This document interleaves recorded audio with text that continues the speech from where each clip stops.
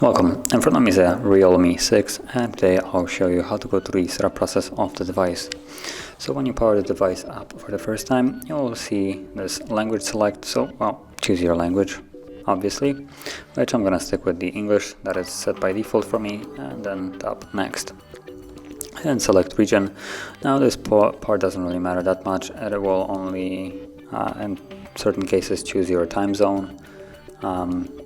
If you don't connect to Wi-Fi and stuff like that, then it will use the time zone of like US, for instance, which I have chosen.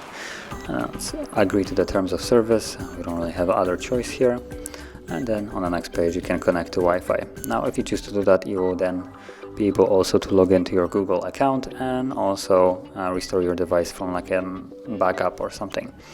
And also you can see right here it shows you in the Wi-Fi's which ones are the 5G and which ones are the 2.4 gigahertz. So you have basically two options right here. Now I'm gonna completely skip this, it doesn't really matter for me. Then you have Wi-Fi assistant, not really sure, automatically select the best Wi-Fi, probably a good thing to have enabled, and automatically switch to mobile network. This will be switched if the Wi-Fi is just crap. I guess that's probably also good. Then you have Google services, so some localizations as you can see, and feedback and basically data gathering on how you use the device. So you can disable all of them if you want to. And then tap on accept, and here set lock screen password, so just a protection of your device. Now you can skip this by tapping on later or go into the settings, and by default it goes to a 6-digit pattern or a 6-digit pin. But you can change the unlock method by tapping other encryption methods, and you will have option also between a pattern, 4-digit password, 4 to 16-digit password, or password with 4 to 16 alphabetical characters, so just a normal password for like any kind of thing.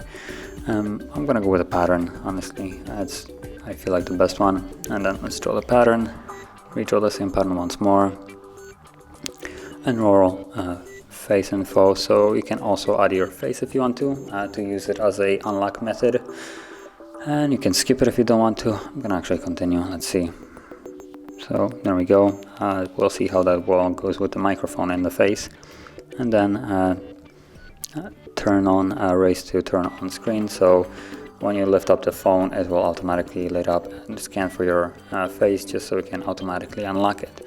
Now this is completely optional if you want this or not. I'm gonna tap cancel, and then last thing that I will have is the add fingerprint, which I don't really feel like doing, it's gonna take too long. But all you would do is just scan your fingerprint on the power button right here.